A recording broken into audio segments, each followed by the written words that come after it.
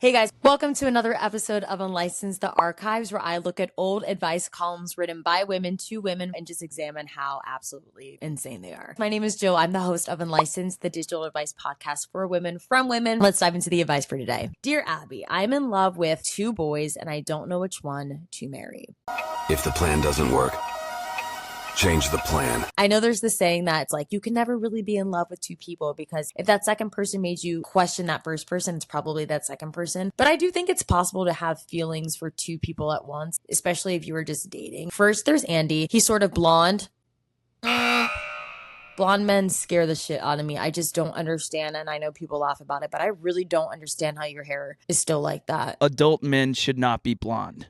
Love this take. Mama likes him, which helps a lot. He's very reliable and seems anxious to get married. I value my mom's opinion. I literally will go on a date and be like, this is what he does and just like getting her vibe. She also is a stalker, so she will stalk their whole entire life. I'm like, girl, I didn't even get a second date, but you know where their mother lives. So thanks for that. Me, soy Trini. Everything the man have that for me.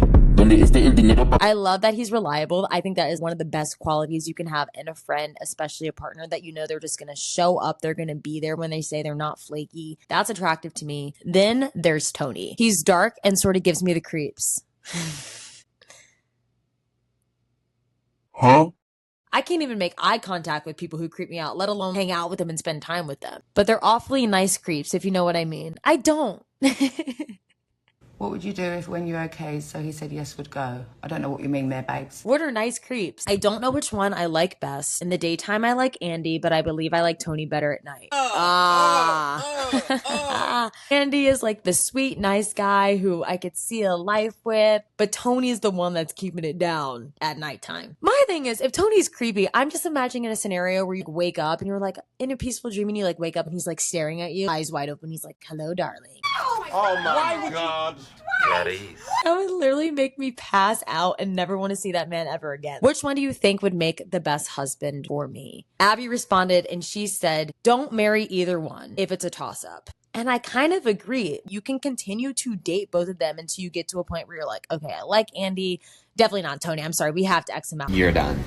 You're done. I feel like you can continue to date them and see who you better align with kind of at the end of things. This woman's intuition is like, Andy's a really sweet guy, but just something feels like it's missing. Like my mom likes him and he's sweet, but I just don't know. And a lot of the time, you know. Like, you can't do it! This also reminds me of the modern day ick with Andy. It's like when a nice, sweet guy hits on you, maybe it's not what you're used to. Maybe you're used to the Tonys, the assholes, the booty calls, the ones that kind of treat you shitty and they're hooking up with other girls, but you just love the chase and feeding that ego when they do breadcrumb you once in a while. Kind of seems like this woman has the ick from Andy. She's like, my mom loves him and he's super sweet and he's reliable, but he's not really doing it for me. Bye-bye. You have to decide in the situations like that, are you self-sabotaging someone who could be your best friend, treat you like a fucking queen at the end of it all, or are you just not interested in the person? And only you can really answer that for yourself. This is it.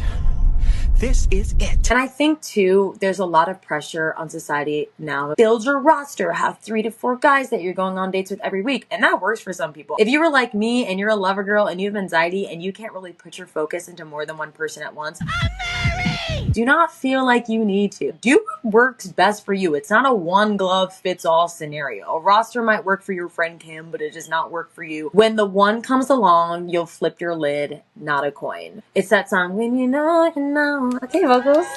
Okay, vocals. Don't cover me off. I'm a true believer of anything that's meant for you, you cannot fuck it up. Now, don't go cheat on that person and hurt them and do awful things to them. Don't do it. But I think that you just being your authentic self and showing up like that in the spaces, nothing you can do is going to turn the person that's meant for you away. And in this situation, it seems like she's very unsure of both Andy and Tony, obviously.